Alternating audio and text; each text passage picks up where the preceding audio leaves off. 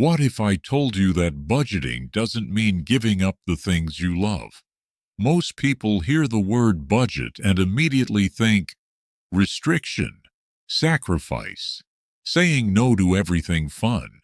But that's not what budgeting actually is. Done right, a budget is the thing that gives you permission to spend, guilt-free. Welcome back to Knox Invests. In our last video, we talked about the money mindset traps that keep people stuck. Today, we're getting practical, because mindset without action is just motivations that fades. So let's talk about the one budgeting method that actually works, even if you've tried and failed at budgeting before. Here's why traditional budgeting doesn't work for most people. They sit down, write out every single expense, assign a number to every category: coffee, groceries, Netflix, gym. And by day 3, they've already broken it. One unexpected expense, one bad day, and the whole system collapses. The problem isn't discipline. The problem is that most budgeting methods are too rigid. They don't leave room for real life.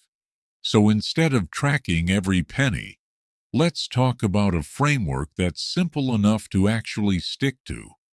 It's called the 50-30-20 rule, and it works because it's flexible. Here's how it breaks down.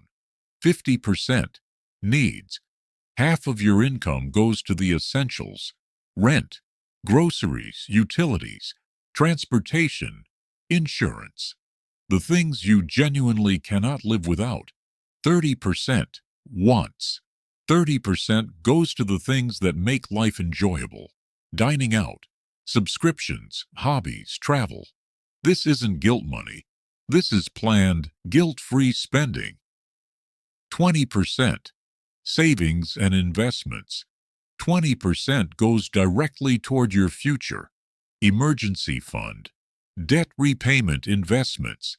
This is the part that actually builds your financial freedom.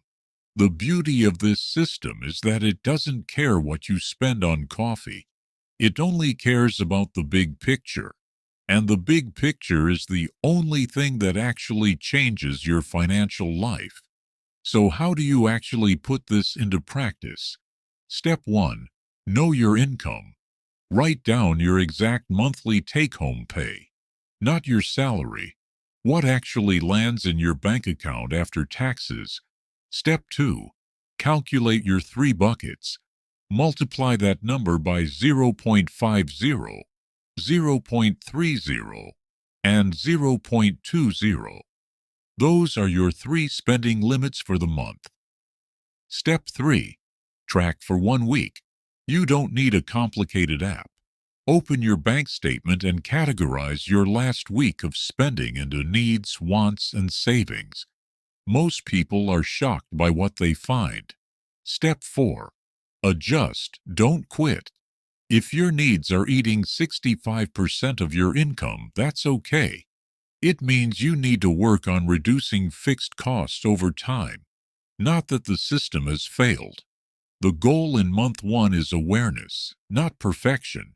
Here's your challenge for this week. Calculate your 3 numbers right now. Just those 3. Needs, wants, savings. Drop your biggest surprise in the comments. What category was way higher than you expected? I'll be reading every single one. In the next video, we're going deeper.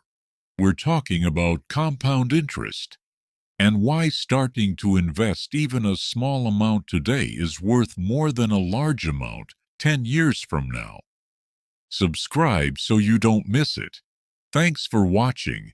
See you in the next video.